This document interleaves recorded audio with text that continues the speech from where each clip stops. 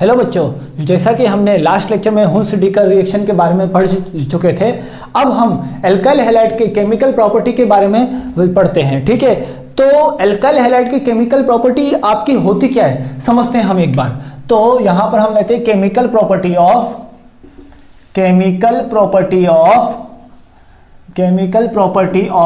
Alkyl halide. ठीक है बच्चों, अच्छे से समझते हैं इसको।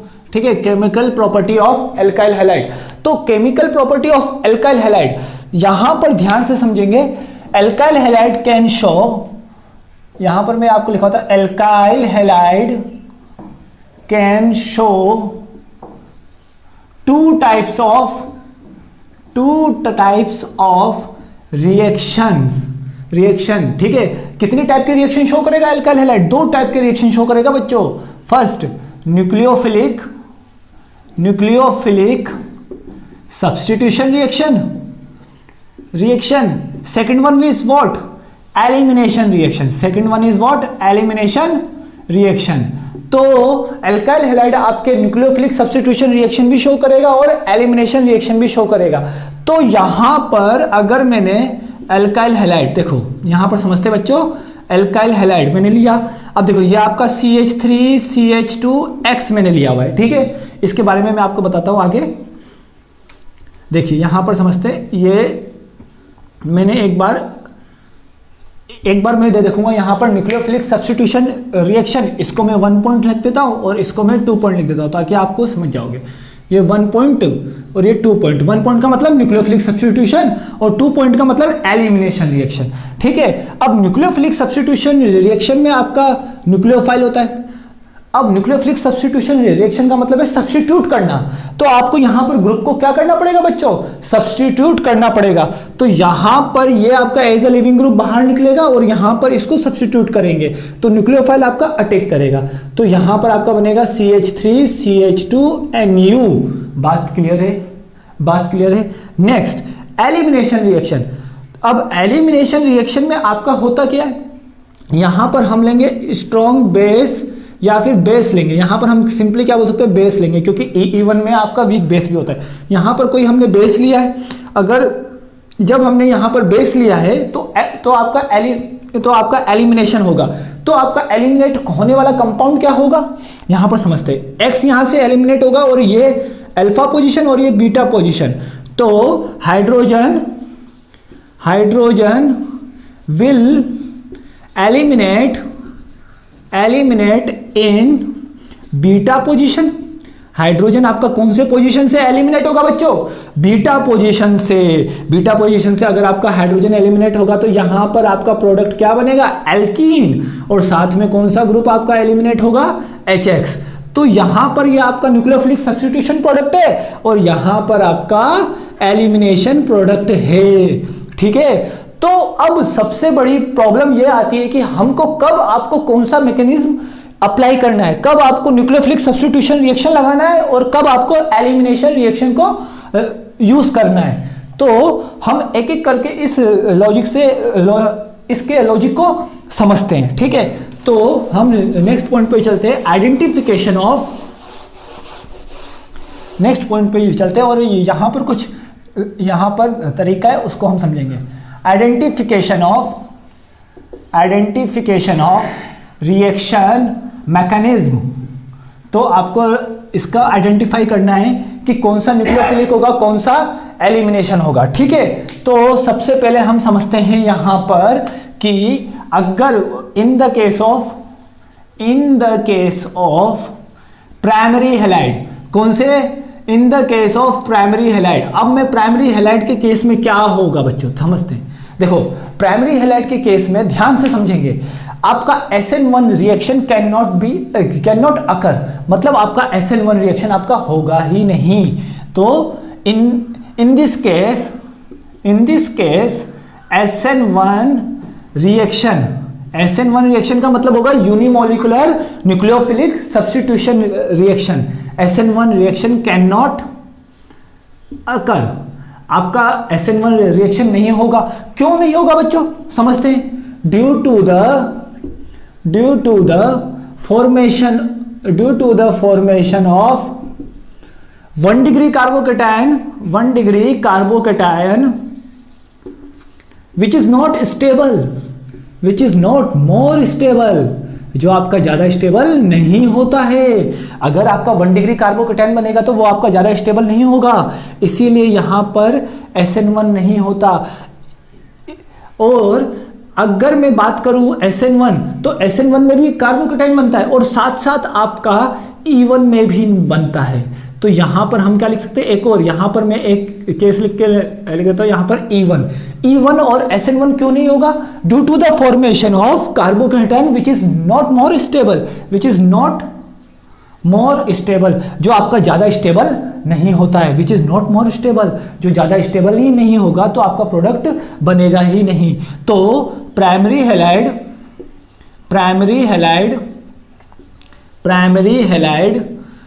Can show only E2 reaction and SN2 reaction only। Primary halide आपका E2 और SN2 ही शो करेगा। अब आप समझ रहे होंगे कि यहां पर E1 और E2 क्या है और SN1 और SN2 क्या है। देखो मैं आपको साइड में लिख के बताता हूं। अगर न्यूक्लियोफिलिक सब्स्टिट्यूशन रिएक्शन होगा, अगर आपका न्यूक्लियोफिलिक सब्स्टिट्यूशन रिएक्शन होगा NSR, अगर आपका होगा तो ये भी आपके दो टाइप में होगा, SN1 एंड SN2 टाइप में। और अगर एलिमिनेशन होगा, एलिमिनेशन का मतलब मैं बात कर रहा हूं बेटा यहां पर बीटा एलिमिनेशन की, यहां अल्फा एलिमिनेशन का हम यूज नहीं करेंगे बच्चों। तो यहां पर बीटा एलिमिनेशन में आपका यहां पर क्या बनेगा, E1 एंड E2। तो इन सब की बात कर रहे हैं। तो अगर यहां पर ये सारे की सारे रिएक्शन आपस में क्या होते हैं बेटा, कॉम्पिटेटिव, इन सारे रिएक्शन के बीच कंपटीशन होगा, कॉम्पिटिटिव रिएक्शन होते हैं, ठीक है। न्यूक्लियोफिलिक सब्स्टिट्यूशन रिएक्शन और elimination reaction are competitive to each other, मतलब यहां पर जो प्रोडक्ट होगा उसके लिए कंपटीशन होगा। सिंपल बात समझेंगे तो यहां पर एक एक करके समझते हैं। देखो अगर मैंने प्राइमरी हैलाइड लिया, अगर मैंने कौन सा हैलाइड लिया, प्राइमरी हैलाइड लिया, तो प्राइमरी हैलाइड के केस में आपके दो रिएक्शन होने की पॉसिबिलिटी है। कौन कौन सी बच्चों, SN2 और एक कौन सी रिएक्शन, E2 रिएक्शन, ठीक है। E2 का मतलब कौन सा एलिमिनेशन की बात करूंगा मैं यहां पर, बीटा एलिमिनेशन। ध्यान रखना हमेशा बीटा एलिमिनेशन ही बात करेंगे, क्योंकि बीटा पोजीशन से हम यहां हाइड्रोजन को एलिमिनेट कर रहे हैं, ठीक है। तो यहां पर SN2 होगा तो यहां पर केवल और केवल प्रोडक्ट बनेगा इन्वर्जन। अब रही बात कि यहां पर रिएजेंट हम लोग क्या लेंगे, SN2 के केस में हम स्ट्रॉन्ग न्यूक्लियोफाइल लेते हैं। SN2 के केस में हम क्या लेते हैं बच्चों, यहां पर स्ट्रॉन्ग न्यूक्लियोफाइल लेंगे। तो स्ट्रॉन्ग न्यूक्लियोफाइल कौन कौन से मैं आपको लिखाता हूं, उसी से आप समझ जाओगे। CN-, SH-, NH2-, ठीक है। और मैं बोल सकते हैं यहां पर हम स्ट्रॉन्ग न्यूक्लियोफाइल में कि अगर यहां पर अगर माइनस चार्ज है, मतलब CH3O- अगर Na है तो भी आपका क्या होगा, स्ट्रॉन्ग न्यूक्लियोफाइल, ठीक है। बच्चों ध्यान से समझो, अगर ये होगा अकेला तो ये भी आपका क्या होगा, स्ट्रॉन्ग न्यूक्लियोफाइल, ठीक है। क्लियर है। अब इसके बाद I-, Br- and Cl- all are what strong nucleophile. अगर आपको ऐसा कुछ रिएजेंट दिख जाए, मतलब KCN दिख जाए, NaCN दिख जाए, KSH दिख जाए, NaSH दिख जाए, KNH2 दिख जाए, NaNH2 दिख जाए, तो आप 1 डिग्री के लिए हमेशा कौन सा लगाओगे, SN2 रिएक्शन। बात क्लियर है। लेकिन अगर E2 एलिमिनेशन होगा, मतलब यहां पर एलिमिनेशन होगा, तो एलिमिनेशन केवल और केवल किसके प्रेजेंट में होगा, अल्कोहलिक KOH के प्रेजेंस में। किसके प्रेजेंस में, अल्कोहलिक KOH के प्रेजेंस में। यहां पर आपको स्ट्रॉन्ग बेस की रिक्वायरमेंट होगी। किसकी रिक्वायरमेंट होगी, स्ट्रॉन्ग बेस की रिक्वायरमेंट होगी। और यहां पर आपका प्रोडक्ट की क्या बनेगा, यहां पर आपका न्यूक्लियोफाइल हैलाइड को सब्स्टिट्यूट करके प्रोडक्ट बनाएगा, और जो प्रोडक्ट बनेगा वो आपका इन्वर्जन टाइप होगा, इन्वर्जन प्रोडक्ट होगा। और यहां पर जो प्रोडक्ट होगा वो आपका होगा एल्कीन। ध्यान से समझेंगे, एल्कीन। अगर यहां पर कायरल सेंटर है, अगर प्राइमरी हैलाइड में कायरल सेंटर है तो आपका इन्वर्जन होगा। अगर प्राइमरी हैलाइड में कायरल सेंटर है तो हम इन्वर्जन के बारे में बोल नहीं सकते। If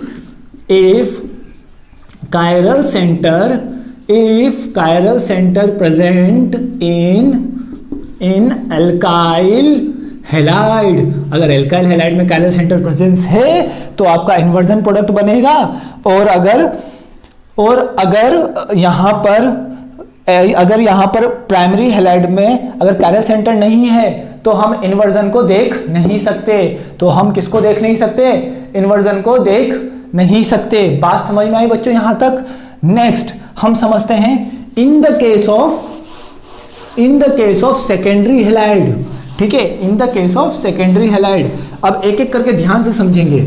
in the case of secondary halide, तो in the case of secondary halide, ठीक है, सेकेंडरी हैलाइड के केस में हम कैसे आइडेंटिफाई करेंगे, थोड़ा सा समझेंगे। ठीक है, तो सेकेंडरी हैलाइड के केस में ये आपका SN1 भी शो करेगा और ये आपका E1 भी शो करेगा, E2 भी शो करेगा और यहां पर SN2 भी शो करेगा, सारे शो करेंगे। तो हम कैसे आइडेंटिफाई करेंगे? यही सबसे ज्यादा टिपिकल पॉइंट होता है। ठीक है, तो हम सबसे पहले समझते हैं सेकेंडरी हैलाइड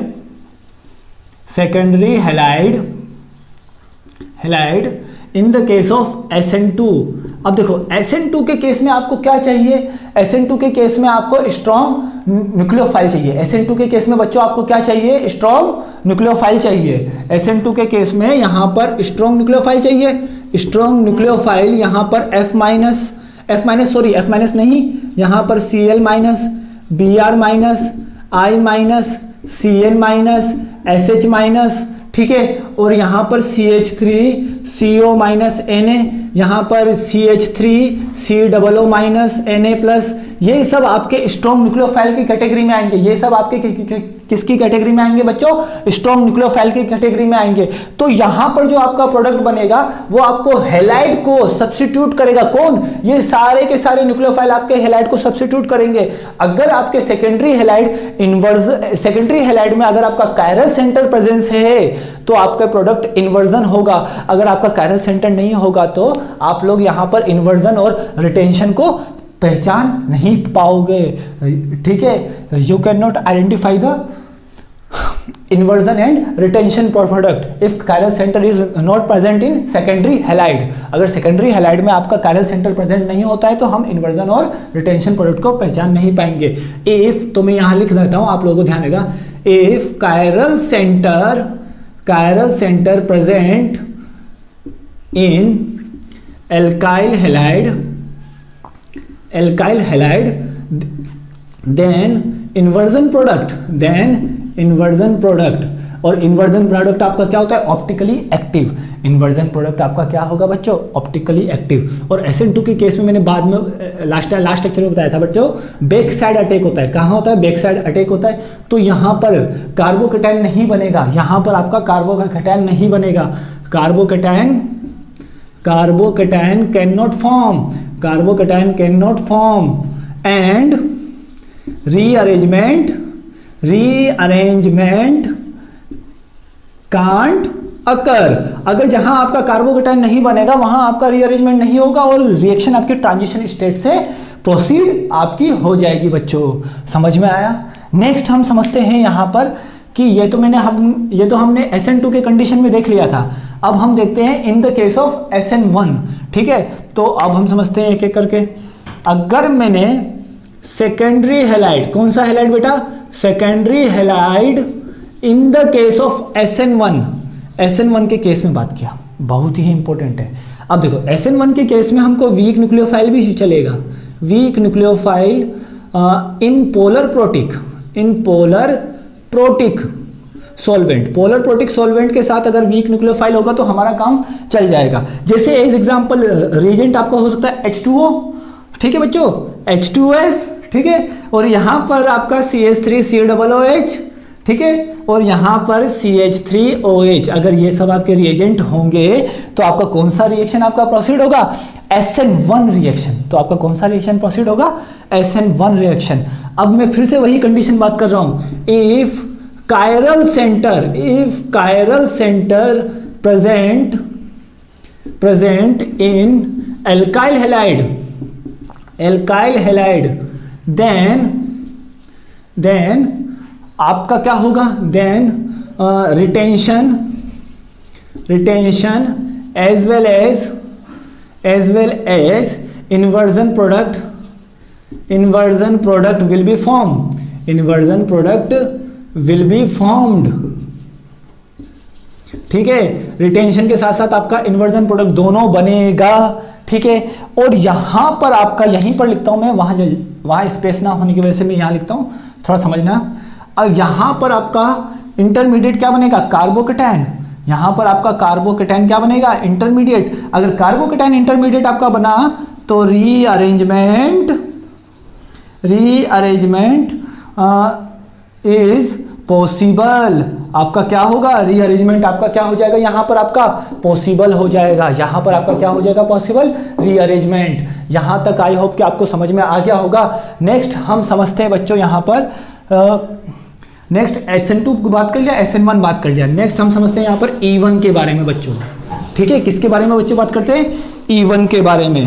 तो अगर मैंने सेकेंडरी हैलाइड लिया, अगर मैंने कौन सा हैलाइड लिया यहां पर बच्चों, सेकेंडरी हैलाइड. यहां पर मैंने सेकेंडरी हैलाइड लिया.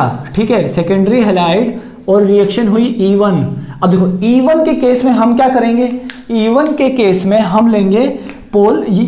वो E1 आपका कब प्रोसीड होगा बच्चों, यहां पर E1 आपका प्रोसीड होगा वीक बेस के प्रेजेंस में. ठीक है, किसके प्रेजेंस में, वीक बेस के प्रेजेंस में. और इन पोलर प्रोटिक सॉल्वेंट भी हो सकता है, यहां पर पोलर प्रोटिक सॉल्वेंट भी हो सकता है. और अगर पोलर प्रोटिक सॉल्वेंट हुआ एट हाई टेम्परेचर, ध्यान रखना ये, अगर टेम्परेचर दिया हुआ होगा तो आंख बंद करके आप लोग क्या लगा सकते हो, E1 रिएक्शन मैकेनिज्म. कौन सा रिएक्शन मैकेनिज्म लगा सकते हो आप लोग, E1 reaction mechanism at high temperature. यहां पर डेल्टा भी दिया होगा और टेम्परेचर आपका अराउंड 50 डिग्री सेल्सियस आपका होता है बच्चों. यहां पर टेम्परेचर आपका कितना होता है, अराउंड 50 डिग्री सेल्सियस. बात क्लियर है. तो अगर यहां पर एलिमिनेशन होगा तो एलिमिनेशन E1 में आपका बच्चों कार्बोकेटायन बनेगा. कार्बोकेटायन एज इंटरमीडिएट एंड अब मैं क्या बोलने जा रहा हूं, आप लोगों को आइडेंटिफाई हो गया होगा कि जैसे ही मैं जहां पर कार्बोकेटायन लिखता हूं एज ए इंटरमीडिएट, वहां क्या बोलता हूं, रीअरेंजमेंट कैन अकर. आपका यहां पर रीअरेंजमेंट होगा, यहां पर आपका क्या होगा बच्चों, रीअरेंजमेंट होगा. और आपका प्रोडक्ट क्या बनेगा, एल्कीन. आपका प्रोडक्ट क्या बनने वाला है यहां पर, एल्कीन. ठीक है बच्चों, अब हम नेक्स्ट की ओर मूव करते हैं. यहां पर secondary halide in presence of E2 mechanism. ठीक है, अब मैं secondary halide in presence of E2 का मतलब क्या, E2 में मुझे क्या चाहिए, स्ट्रॉन्ग बेस. अब मैं स्ट्रॉन्ग बेस लिखाता हूं आपको, रीजेंट, वो सारे काम आएंगे. एल्कोहलिक KOH हो सकता है, एल्कोहलिक NaOH भी हो सकता है, या फिर सोडामाइड मतलब KNH2 या फिर NaNH2 in presence of alcoholic medium, अगर एल्कोहलिक मीडियम में हो, या फिर टर्शरी ब्यूटाइल ऑक्साइड, ये भी आपका होगा तो भी होगा. बच्चों ध्यान रखना, अगर ये होगा तो भी होगा. अगर यहां पर CH3 ट्रिपल बॉन्ड C-, इसको क्या बोलेंगे, एल्काइनाइड. इसको हम क्या बोलेंगे बच्चों, एल्काइनाइड. अगर ये भी होगा तो भी आपका कौन सा रिएक्शन होगा, E2 रिएक्शन. और E2 रिएक्शन में कार्बोकेटायन नहीं बनता है, कार्बोकेटायन आपका नहीं बनेगा. Carbocation is not intermediate. Carbocation is not what, intermediate. And अब अगर कार्बोकेटायन इंटरमीडिएट नहीं होगा बच्चों तो आप आगे की लाइन समझ गए होंगे. Rearrangement can not possible. यहां पर आपका रीअरेंजमेंट पॉसिबल नहीं होगा. मतलब एडजेसेंट कार्बन एटम से हम बीटा कार्बन एटम से हम हाइड्रोजन को एलिमिनेट करेंगे और सिंपली हम कौन सा प्रोडक्ट बना लेंगे बच्चों, एल्कीन. आई होप कि आपको समझ में आ गया होगा सेकेंडरी हैलाइड का केस. नेक्स्ट हम अगले केस की ओर मूव करते हैं, in the case of tertiary halide. और थोड़ा ध्यान देंगे इसमें तो देखते हैं. थर्ड हम समझते हैं, in the case of tertiary halide. अब देखो टर्शरी हैलाइड के केस में क्या होगा, देखो अब ध्यान से समझेंगे। Tertiary halide can not show SN2 reaction. Tertiary halide can not show SN2 reaction due to the highly steric repulsion, मतलब ज़्यादा हाईली स्टेरिक रिपल्शन होने की वजह से ये आपका क्या शो नहीं करेगा, SN2 रिएक्शन शो नहीं करेगा। इसका मतलब हमारे 4 रिएक्शन थी बच्चों, SN1, SN2, E1 and E2। उन 4 में से एक रिएक्शन मैकेनिज्म आपका एलिमिनेट हो चुका है। तो आपके पास कितने बचे बेटा, 3। तो अगर जब भी आपका टर्शरी हैलाइड होगा तो हम कितने रिएक्शन मैकेनिज्म के बारे में सोचेंगे, ओनली 3 के बारे में। ओनली कितने रिएक्शन मैकेनिज्म के बारे में सोचने वाले बच्चों, हम यहां पर 3 रिएक्शन मैकेनिज्म के बारे में। ठीक है, तो यहां पर क्या करेंगे, अल्काइल हैलाइड मैंने लिखा। अब यहां पर 3 रिएक्शन के बारे में सोचेंगे, तो मैं फिर से इस तरीके से ऑर्डर बना देता हूं, आप लोगों को जल्दी समझ में आ जाएगा। तो यहां पर मैंने लिया E1। अब E1 क्या होगा, मैंने जैसा कि आपको पहले भी बताया, polar protic solvent at high temperature. मतलब पोलर प्रोटिक सॉल्वेंट होगा एट कौन से टेम्परेचर पे बच्चों, हाई टेम्परेचर पे। मतलब H2O हो या आपका CH3OH हो, लेकिन इसके साथ साथ आपको टेम्परेचर दिया हुआ होगा। तो आप हमेशा कौन सा लगाओगे, E1 में मतलब इंटरमीडिएट आपका कार्बोकेटायन, जो मैंने पहले लिखाया था वही यहां पर होगा। तो यहां पर आपका प्रोडक्ट बनेगा एल्कीन। ठीक है, अगर रीअरेंजमेंट पॉसिबल होगा तो क्या होगा, बाय रीअरेंजमेंट लिख सकते हैं यहां पर हम लोग। बच्चों समझ में आया, बहुत ही इजी है बच्चों। इसको एक बार आप लोग अगर 1-2 बार अगर आप ध्यान से देखोगे तो आपको सब कुछ मेमोराइज आपको हो जाएगा इजीली। ठीक है, तो नेक्स्ट हम समझते हैं यहां पर E2 कब होता है, ये तो आपका वीक बेस के प्रेजेंस में होता है। ठीक है, अब E2 कब होगा, स्ट्रॉन्ग बेस के प्रेजेंस में। कौन से, स्ट्रॉन्ग बेस के प्रेजेंस में। अब स्ट्रॉन्ग बेस कौन से बेटा, यहां पर टर्शरी ब्यूटाइल ऑक्साइड ओम K+। ठीक है, और हम बोल सकते हैं ये एल्कोहलिक मीडियम में भी होगा। ठीक है, यहां पर हम एक और बोल सकते हैं CH3O- Na+ एल्कोहलिक मीडियम। ठीक है, यहां तक क्लियर है बच्चों। नेक्स्ट हम समझते हैं इसमें एक और KNH2 या फिर NaNH2 एल्कोहलिक मीडियम, या फिर एल्कोहलिक KOH। अगर इन सब के प्रेजेंस में होगा तो E2 बनेगा। और जैसा कि मैंने पहले बताया था, E2 रिएक्शन में आपका रीअरेंजमेंट पॉसिबल नहीं होता, क्योंकि आपका इंटरमीडिएट आपका कार्बोकेटायन बनता ही नहीं है। रिएक्शन आपका सीधा कहां से प्रोसीड होता है, ट्रांजिशन स्टेप से। रिएक्शन आपका सीधा कहां से प्रोसीड होता है, ट्रांजिशन स्टेप से। तो यहां पर आपका क्या बनेगा, एल्कीन बनेगा विदाउट रीअरेंजमेंट। ठीक है, बात क्लियर है, आई होप कि आपको समझ में आ गया होगा। नेक्स्ट हम समझते हैं SN1। अब SN1 के केस में हमको क्या चाहिए, weak nucleophile. Same condition of वो E1 में आपको टेम्परेचर चाहिए, यहां आपको टेम्परेचर की जरूरत नहीं है, थोड़ा सा ध्यान रखिएगा। यहां पर आपका पोलर प्रोटिक सॉल्वेंट, कौन सा, पोलर प्रोटिक सॉल्वेंट। अब पोलर प्रोटिक सॉल्वेंट होगा तो यहां पर क्या होगा, H2O H2S। और यहां पर क्या क्या हो सकता है बच्चों, यहां पर CH3OH, यहां पर CH3COOH, ये सब होगा। तो यहां पर आपका न्यूक्लियोफिलिक सब्स्टिट्यूटेड प्रोडक्ट बनेगा। अगर यहां पर कायरल सेंटर होगा तो आप जानते ही हो यहां पर रेसिमिक मिक्सचर भी बन सकता है। तो मैं यहां लिखता हूं न्यूक्लियोफिलिक सब्स्टिट्यूटेड प्रोडक्ट। ठीक है बच्चों, तो यहां पर न्यूक्लियोफिलिक सब्स्टिट्यूटेड प्रोडक्ट आपका बनेगा। नेक्स्ट हम एक लास्ट केस की ओर मूव करते हैं बच्चों। नेक्स्ट केस हमारा क्या होगा बच्चों, समझते हैं हम।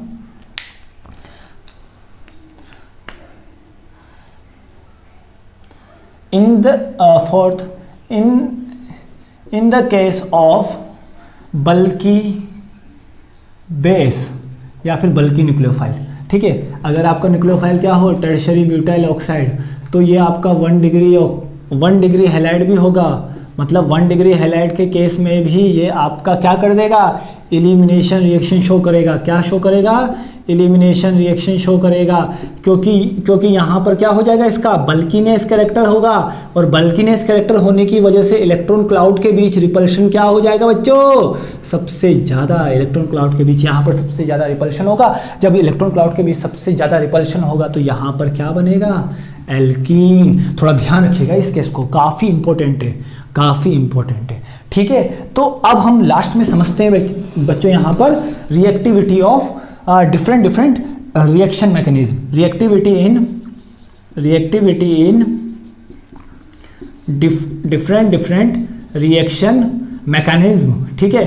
तो डिफरेंट रिएक्शन मैकेनिज्म में हम रिएक्टिविटी को समझते हैं। सबसे पहले अगर मैंने लिया SN1, तो SN1 में क्या होता है बच्चों, 3 डिग्री RH सबसे ज़्यादा रिएक्टिव, क्योंकि 3 डिग्री कार्बोकेटाइन बनेगा।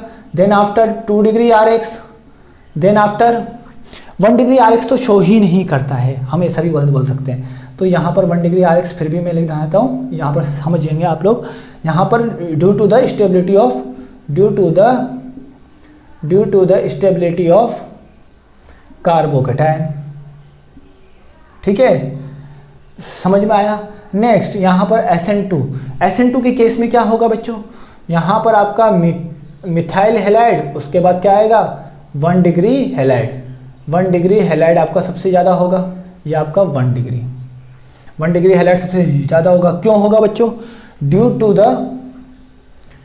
टू द स्टेरिक रिपल्शन की वजह से ऐसा होगा, ठीक है। नेक्स्ट E1 में आपका क्या होगा, E1 में आपका 3 degree RH, next 2 degree RH and 1 degree RH।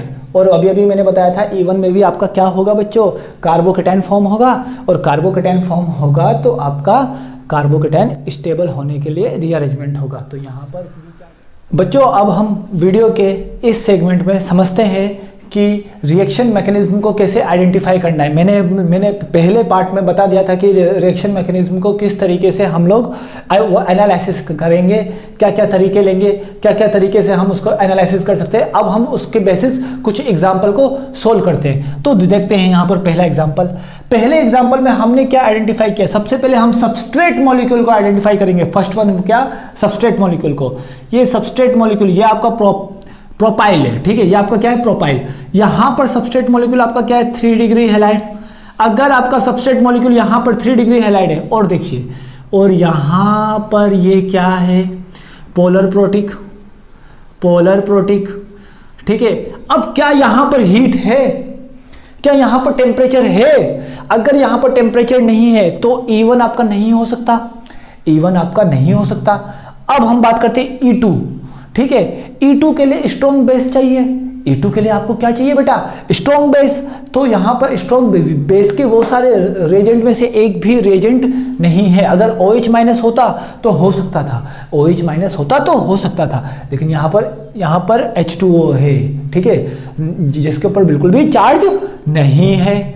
तो ये आपका देखो 3 डिग्री है, SN2 शो नहीं करेगा, E1 भी शो नहीं करेगा, मैंने बता दिया। तो E2 भी आपका भी शो नहीं कर रहा। तो यहां पर बचा कौन सा, SN1। और SN1 में आपका प्रोडक्ट क्या बनेगा, retention as well as inversion. तो क्या होगा, यहां पर इंटरमीडिएट कार्बोकेटाइन बनेगा। इंटरमीडिएट आपका क्या बनने वाला है यहां पर, कार्बोकेटाइन। इंटरमीडिएट आपका क्या बनने वाला है यहां पर, carbocation form as a intermediate. अब यहाँ कार्बोकेटाइन आपका इंटरमीडिएट बनेगा जिसके पास वेकेंट ऑर्बिटल होगा, और H2O मॉलिक्यूल में से OH आपका एक तो यहाँ अटैक कर सकता है और एक यहाँ अटैक कर सकता है। सो यहाँ पर आपके प्रोडक्ट क्या बनेंगे, सिंपल में लिख देता हूँ CH3PrETOH, और नेक्स्ट आपका क्या बन सकता है, OH CH3ETPr, और ये क्या हो जाएगा, DL पेयर प्रोडक्ट। ये क्या हो जाएगा आपका, DL पेयर प्रोडक्ट। बात समझ में आई, बात समझ में आई। अब नेक्स्ट पे चलते हैं। नेक्स्ट में भी आपका सबस्ट्रेट मॉलिक्यूल क्या है, 3 डिग्री हैलाइड, और ये पोलर प्रोटिक है। ये कौन सा है आपका, पोलर प्रोटिक है। तो ये आपका फिर से क्या शो करेगा बच्चों, SN1, और SN1 शो करेगा तो यहां पर क्या बन जाएगा आपका प्रोडक्ट, यहां पर आपका प्रोडक्ट बन जाएगा SH। यहां पर आपका प्रोडक्ट क्या बन जाएगा, SH, जो कि क्या होगा, रेसेमिक। कॉन्फ़िगरेशन। इसका कॉन्फ़िगरेशन क्या होगा? Racemic configuration. लेकिन यहाँ नहीं बोलेंगे क्योंकि यहाँ पर this is not a chiral centre, this is not a chiral centre. अगर कायरल सेंटर होता तो हम रासायनिक बोलते, डीएल बोलते, लेकिन यहाँ कायरल सेंटर नहीं है तो हम यहाँ डीएल नहीं बोलेंगे क्योंकि ये आपका ऑप्टिकल एक्टिविटी को शो नहीं करेगा। ठीक है, समझ में आया? नेक्स्ट ये हम देखते हैं। सबसे पहले यहां पर आपका कितने डिग्री है? 2 डिग्री हैलाइड। अब मैंने बताया था 2 डिग्री हैलाइड में चारों पॉसिबल है। अब चारों में से ये आपका कैसे पॉसिबल है? अगर अल्कोहलिक मीडियम होगा तो स्ट्रॉन्ग बेस के लिए मैंने आपको बताया था, तो यहां पर स्ट्रॉन्ग बेस के लिए मैंने जो रिएजेंट आपको बताया वही होंगे, तो यहां पर E2 तो पॉसिबल नहीं होगा। और E1 के लिए टेम्परेचर चाहिए तो यहां पर E1 भी पॉसिबल नहीं होगा। और अगर CH3OH होता, क्या होता बच्चों? CH3OH होता तो आपका क्या बनता? तो आपका SN1 होता। लेकिन यहां पर माइनस चार्ज के साथ है तो ये क्या, किसकी तरह बिहेव करेगा? कौन सी रिएक्शन मैकेनिज्म यहां होगी? SN2। और SN2 होगा तो यहां पर आपका देखिए ये कायरल सेंटर है कि नहीं है, सबसे पहले समझते हैं। यहां जाएंगे तो CH2, यहां जाएंगे CH3, यहां जाएंगे CH2, यहां जाएंगे CH2। असिमेट्रिकल कार्बन सेंटर है ये आपका। क्या है? Asymmetrical carbon centre. तो ये कायरल सेंटर की तरह बिहेव करेगा। किसकी तरह बिहेव करेगा? कायरल सेंटर की तरह बिहेव करेगा। और ये अपने कॉन्फ़िगरेशन को चेंज कर देगा, और अपने कॉन्फ़िगरेशन को चेंज करके ये यहाँ पर इन्वर्जन प्रोडक्ट बनाएगा। कौन सा प्रोडक्ट बनाएगा बच्चों? ये यहाँ पर इन्वर्जन प्रोडक्ट बनाएगा। बात समझ में आई? बात समझ में आई? यहाँ पर ये कौन सा प्रोडक्ट बनाएगा? इन्वर्जन प्रोडक्ट बनाएगा। बात आई होप कि आपको समझ में आ गया होगा। नेक्स्ट हम चलते हैं, यहाँ पर ये क्या है? 3 डिग्री हैलाइड। ठीक है, 3 डिग्री हैलाइड का मतलब आपका SN2 रिएक्शन तो नहीं हो सकता। SN2 reaction occur only 1 degree and 2 degree halide. In 3 degree halide SN2 reaction cannot occur. तो यहां पर SN2 रिएक्शन आपका नहीं हो सकता। जब यहां पर आपका SN2 रिएक्शन नहीं होगा और यहां पर SN1 होने की प्रोबेबिलिटी हम बोल सकते हैं इससे E1 के लिए बोल सकते हैं, E2 के लिए बोल सकते हैं। और E1 में तो टेम्परेचर होना चाहिए, तो यहां पर टेम्परेचर नहीं है। ठीक है, यहां पर टेम्परेचर है क्या? नहीं है, तो टेम्परेचर नहीं है, हटाओ। नेक्स्ट अब बचा हमारे पास क्या? SN1 and E1। अब SN1 के लिए आपका केवल और केवल क्या होना चाहिए? CH3CH2OH। अगर आपका माइनस चार्ज है, इसका मतलब ये इसकी कौन से कैरेक्टर को शो करता है? बेसिक कैरेक्टर को। किसको शो करता है? बेसिक कैरेक्टर को, मतलब बेस है। तो यहां पर केवल और केवल कौन सी मैकेनिज्म लगेगी? E1। अब E1 क्या होता है? Beta elimination. अब देखो यहां से अगर मैं Cl को लीव करूंगा तो यहां पर बीटा पोजीशन पे यहां पर हाइड्रोजन है। यहां पर बीटा पोजीशन पे क्या हाइड्रोजन प्रेजेंस है? देखो B1 और B2 पोजीशन पे हाइड्रोजन प्रेजेंस नहीं है। B1 beta 1 and beta 2 hydrogen is not present. आपका हाइड्रोजन प्रेजेंट नहीं है, तो यहां से हाइड्रोजन निकालेगा तो आपका प्रोडक्ट क्या बना लेगा? यहां पर ये आपका प्रोडक्ट बना लेगा। समझेंगे थोड़ा ध्यान से। यहां पर ये आपका प्रोडक्ट बना लेगा कुछ ऐसा। यहां पर ये ऐसा प्रोडक्ट बना लेगा। और कौन सा बनेगा प्रोडक्ट? एल्कीन। बात क्लियर है? आई होप कि आपको समझ में आ रहा होगा। Next, this is what? 1 degree halide. This is what? 1 degree halide. अब ये 1 डिग्री हैलाइड होगा तो यहां से ये ग्रुप लीव करेगा, और 1 डिग्री हैलाइड में आपका SN2 और E2 होता है। तो ये आपका अच्छा न्यूक्लियोफाइल है। This is what? Good nucleophile. ये आपका अच्छा न्यूक्लियोफाइल होने की वजह से ये आपका केवल और केवल क्या शो करेगा? SN2। जब ये आपका SN2 शो करेगा तो यहां से Cl हटेगा और सिंपली लग जाएगा, सिंपली आपका SH लग जाएगा। क्यों लगेगा? क्यों ऐसा हुआ?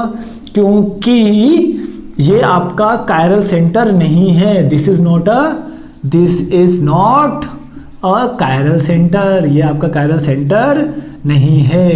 ठीक है, तो आई होप कि आपको ये एग्जांपल समझ में आया होगा। हम एक और एग्जांपल लेते हैं इसी के बेसिस पे बच्चों। एक एग्जांपल हम और लाते हैं ताकि आपको समझ में आ जाएगा अच्छे से। अब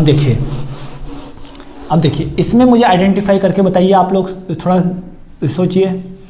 इसमें आप आइडेंटिफाई करिए। Br CH3C triple bond minus, ठीक है, एक आप इसमें आइडेंटिफाई करिए और एक और मैं लिखता हूँ उसमें आप आइडेंटिफाई करिएगा, ठीक है। C यहाँ पर लिखता हूँ मैं एक और, यहाँ पर CH3DBr अल्कोहल एक्वस NaOH, ठीक है। अब हम बात करते हैं बेटा इसमें एक्वस NaOH, ठीक है। अब हम बात करते हैं यहाँ पर कि इन दोनों में वो आइडेंटिफाई कैसे करेंगे, सिंपली समझते हैं। तो यहाँ पर आइडेंटिफाई करने का तरीका क्या होगा हमारा, समझते हैं यहाँ पर कि यहाँ पर ये देखते हैं, ये क्या है, good nucleophile as well as good base, लेकिन यहाँ पर बेसिक कैरेक्टर इसका ज़्यादा होता है, बेसिक कैरेक्टर इसका ज़्यादा होता है, ठीक है, बेसिक कैरेक्टर इसका ज़्यादा होता है। अगर यहाँ पर आपका सबस्ट्रेट मॉलिक्यूल क्या है, 3 डिग्री हैलाइड, 3 डिग्री हैलाइड होगा तो SN2 होगा ही नहीं, तो गुड न्यूक्लियोफाइल होने का कोई मतलब नहीं बनता है बच्चों। तो यहाँ पर as well as good base है, कौन से कैरेक्टर का है, अच्छे बेसिक कैरेक्टर का है, अच्छे बेसिक कैरेक्टर का होगा तो इसका मतलब यहाँ पर कौन सा होगा, एलिमिनेशन रिएक्शन। तो यहाँ पर आपका क्या बनेगा, ये अल्फा और ये बीटा पोजीशन से हाइड्रोजन को एलिमिनेट कर देंगे फटाफट, और यहाँ पर CH2CH3 कौन सा प्रोडक्ट बना लेंगे बच्चों, एल्कीन। आई होप कि आपको समझ में आ रहा होगा, ठीक है। अब यहाँ पर हम क्या करेंगे, ये this is what 2 degree halide, this is what 2 degree halide. अब 2 डिग्री हैलाइड है और साथ में क्या है, एक्वस KOH, ध्यान से समझना, एक्वस NaOH है। अगर एल्कोहलिक NaOH होता तो आंख बंद करके आप वो एलिमिनेशन लगाते, एल्कोहलिक होता तो एलिमिनेशन लगा देते, लेकिन अगर एक्वस है तो आप क्या लगाओगे बच्चों, यहाँ पर आप बच्चों लगाओगे SN2 रिएक्शन, एक्वस होने की वजह से न्यूक्लियोफिलिक के बारे में सोचना है, SN2 होगा तो यहाँ पर क्या होगा, यहाँ पर क्या ये कायरल सेंटर है, ये कायरल सेंटर है, तो आपका प्रोडक्ट क्या हो जाएगा, इसको मैं ऐसे बना देता हूँ ताकि आपको समझ में आ जाएगा। आपका प्रोडक्ट क्या बन जाएगा बेटा, यहाँ पर इन्वर्जन इन कॉन्फ़िगरेशन प्रोडक्ट आपका बन जाएगा। यहाँ पर ये D यहाँ आ जाएगा और यहाँ पर OH आ जाएगा। बात क्लियर है, आई होप कि आपको समझ में आ गया होगा, आई होप कि आपको अभी यहाँ पर समझ में आ गया होगा। एक और रिएक्शन हम ले सकते हैं, एक और एग्जांपल मैं लेता हूँ इम्पोर्टेंट, देखो एक और एग्जांपल मैं क्या लेता हूँ, यहाँ पर मैंने लिया Cl, ठीक है, और मैंने इसकी रिएक्शन करा दी H2O और साथ में हीट दिया। अब देखो जैसे ही टेम्परेचर डिपेंडेंसी वाला रिएक्शन आ जाए तो आंख बंद करके कौन सा, एलिमिनेशन, E1 रिएक्शन होगा। तो इसको मैं थोड़ा सा ऐसे बना देता हूँ बच्चों, ठीक है, यहाँ पर एलिमिनेशन, हाँ ये वाला ज़्यादा अच्छा है। जैसे ही हीट हुआ वैसे क्या होगा, एलिमिनेशन होगा तो कौन सा रिएक्शन, E1 मैकेनिज्म। तो यहाँ से Cl निकलेगा तो यहाँ पर क्या बनेगा, सबसे पहले आपका, जल्दी बोलो बच्चों, कार्बोकेटायन। अब कार्बोकेटायन क्या होगा बच्चों, जल्दी से समझाओ, कार्बोकेटायन क्या होगा, यहाँ पर कार्बोकेटायन अपनी स्टेबिलिटी को एनहांस करने के लिए रीअरेंजमेंट अकर होगा, तो यहाँ पर क्या होगा, रीअरेंजमेंट कैन अकर, यहाँ पर आपका रीअरेंजमेंट हो जाएगा। और जैसे ही यहाँ पर आपका रीअरेंजमेंट होगा तो यहाँ पर हाइड्रोजन है, ये यहाँ शिफ्ट होगा, ये कार्बोकेटायन यहाँ शिफ्ट होगा, तो क्या बन जाएगा बच्चों, यहाँ पर ये बन जाएगा। अब हम देखते हैं कि बीटा हाइड्रोजन हम कौन सा निकालेंगे, ध्यान से। अगर मैंने इस बीटा हाइड्रोजन को निकाला, इस बीटा हाइड्रोजन को निकाला, इस बीटा हाइड्रोजन को निकाला, अगर मैंने, ध्यान समझो, अगर मैं इस बीटा हाइड्रोजन को, मैं इसको निकालता हूं, सबसे पहले 2 बीटा हाइड्रोजन निकाल लेता हूं मैं, तब आपको और क्लियर हो जाएगा अच्छे से, सारे रिएक्शन को अच्छे से समझेंगे बच्चों, बहुत ही इजी रिएक्शन है। अगर मैंने इस बीटा हाइड्रोजन को निकाला तो ये आपका प्रोडक्ट बनेगा, और अगर मैंने इस बीटा हाइड्रोजन को निकाला तो ये आपका प्रोडक्ट बनेगा।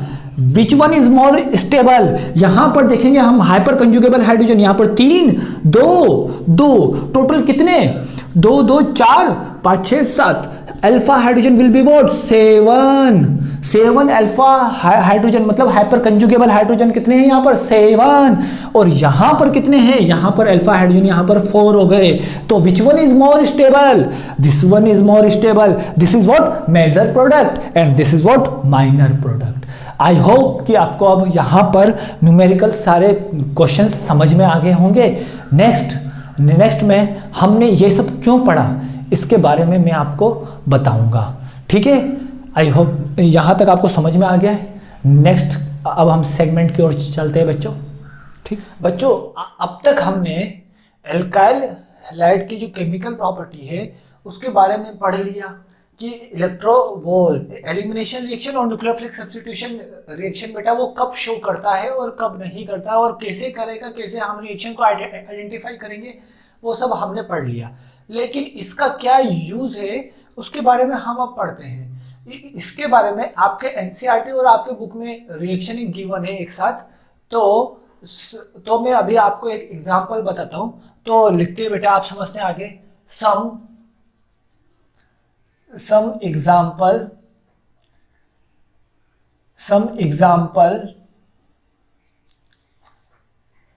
या फिर रिएक्शन ऑफ एल्काइल हैलाइड, ठीक है, which is based on what, which is based on nucleophilic substitution reaction. ठीक है, तो ये किसके ऊपर बेस्ड है? सबके सारे के सारे रिएक्शन ये आपके न्यूक्लियोफिलिक सब्स्टिट्यूशन रिएक्शन के ऊपर बेस्ड है। तो यहाँ पर न्यूक्लियोफिलिक सब्स्टिट्यूशन रिएक्शन, इसका यूज बेटा अब आपको समझ में आ जाएगा। रिएक्शन अब आपको इसका यूज मैंने क्यों बताया था आगे, अब आपको समझ में आ जाएगा। देखो, अगर मैं आरएक्स की रिएक्शन CH3O माइनस Na+ के साथ कराता हूं तो यहाँ पर RO माइनस के साथ कराता हूं तो यहाँ पर क्या बन जाता है? ROR। अगर मैं इसकी रिएक्शन ROH के साथ करवाऊंगा तो क्या बनेगा? ROH, nucleophile OH minus, nucleophile RO minus. यहाँ पर न्यूक्लियोफाइल क्या होगा? न्यूक्लियोफाइल के लिए मैं आपको बता देता हूँ। यहाँ पर न्यूक्लियोफाइल होगा RO माइनस, यहाँ पर न्यूक्लियोफाइल होगा OH माइनस। ठीक है, एक एक करके बता देता हूँ। यहाँ पर आपका अगर ये आपका SN1 और SN2 दोनों से चल सकता है, ये आपका SN1 और SN2 दोनों से चल सकता है। आप तो ये तो आप अब वो आइडेंटिफाई कर सकते हो, तो इसको लिखने की कोई रिक्वायरमेंट नहीं है। अब देखो CH3 C triple bond C minus alkynide, ठीक है, ये आपका R C triple bond C CH3 बनाएगा। ठीक है, केवल और केवल for what? 1 and 2 degree halide के केस में बनाएगा। देन आफ्टर अगर मैं इसकी रिएक्शन, ये आपका यहाँ पर न्यूक्लियोफाइल होगा, ये आपका न्यूक्लियोफाइल होगा। लेकिन अगर in case of 3 degree halide, या फिर 2 degree halide, it behave as what? ये आपका किसकी तरह बिहेव करेगा? ये आपका स्ट्रॉन्ग बेस की तरह बिहेव करेगा। तो अब हम देखते हैं AgCN के केस में आपका क्या बनेगा? RNC। ठीक है, ये आपका प्रोडक्ट बनेगा। ठीक है, और साथ में क्या निकलेगा? AgX। इसके सारे रिएक्शनों को मैं कल हम नेक्स्ट लेक्चर में सारे रिएक्शन को एक मैकेनिज्म को हम फिर से समझ लेंगे एक बार, और कल हम chemical property of alkyl halide इसी तरीके से खत्म करेंगे। ठीक है, देन आफ्टर हम चलेंगे ग्रिग्नार्ड पे। तो इसी तरीके से यहाँ पर अगर मैंने ले लिया KCN के केस में आपका क्या बनेगा? RCN। ठीक है, और यहाँ पर क्या बनेगा? यहाँ पर आपका बन जाएगा KX। ठीक है, KX। ठीक है, यहाँ पर आपका क्या बन जाएगा? KX। और मैं बोल सकता हूँ यहाँ पर अगर मैंने ड्राई Ag2O ले लिया, ड्राई Ag2O, अभी मैं इसके बारे में बहुत अच्छे से बताऊंगा डिटेल में, सारे रिएक्शनों को डिटेल में कल मैं बताने वाला हूँ बच्चों, तो ध्यान रखना, चैनल पे कंप्लीटली तैयार रहना। हर वीडियो में मैं हर चैप्टर को पूरी तरीके से एक्सप्लेन करूंगा, तो उसके लिए देखते रहना। अब यहां पर एक और रिएक्शन में बोल सकता हूं, in presence of moisture Ag2O, तो यहां पर आपका क्या बनेगा? ROH बनेगा। These are the some important reaction, some important chemical reaction of alkyl halide, इसको हमको ध्यान रखना है। इसके अलावा और भी रिएक्शन है। अगर मैं इसकी रिएक्शन यहाँ लिख देता हूँ मैं, अगर मैं इसकी रिएक्शन किसके साथ करा दूँ, NH3 के साथ करा दूँ, तो यहाँ पर न्यूक्लियोफाइल कौन होगा, यहाँ पर न्यूक्लियोफाइल होगा NH2 माइनस, और आपका प्रोडक्ट क्या बन जाएगा RNH2। इसके बारे में भी मैं बताऊंगा, ठीक है। तो ये आपकी टोटल आपकी केमिकल प्रॉपर्टी हुई। इसमें आपको केवल और केवल इतना आइडेंटिफाई करना है कि कौन सा आपका न्यूक्लियोफाइल होगा। ये भी आपका न्यूक्लियोफाइल है, यहाँ ये है आपका न्यूक्लियोफाइल, यहाँ ये है इस रिएक्शन में आपका ये है, इस रिएक्शन में आपका NC माइनस है, और इस रिएक्शन में CN माइनस है। इसके बारे में मैं डिस्कस करने वाला हूँ, ठीक है। Ag2O और यहाँ पर मॉइस्चर Ag2O, दोनों में मैं डिफरेंस भी बताऊंगा। बात क्लियर है बच्चों? तो आई होप कि आपको लेक्चर कंप्लीटली समझ में आ गया होगा। तो अगर आपको इस रिएक्शन से कोई भी डाउट हो, कोई भी इस लेक्चर में कोई भी डाउट हो, you can ask me and call me, वो व्हाट्सएप में also, feel free to ask. कोई भी क्वेश्चन आप लोग पूछने के लिए तैयार रहिए, कोई बात नहीं। इसमें कमेंट बॉक्स में आप क्वेश्चन लिख सकते हैं, या फिर आप मुझे पर्सनली व्हाट्सएप और कॉल भी कर सकते हैं any time. Don't worry about this, हम लोग आपके साथ हैं, ठीक है। तो यहां तक आपका पूरा केमिकल प्रॉपर्टी का फर्स्ट पार्ट कंप्लीट हुआ। अब सेकंड पार्ट के लिए हम कल हम इन रिएक्शनों को एक्सप्लेन करेंगे। देन आफ्टर हम चलेंगे ग्रिग्नार्ड वो रिएजेंट की ओर, उसके बाद हेलोफॉर्म रिएक्शन करते हुए हम एरोमेटिक की ओर मूव करेंगे। ओके बच्चों, थैंक यू सो मच।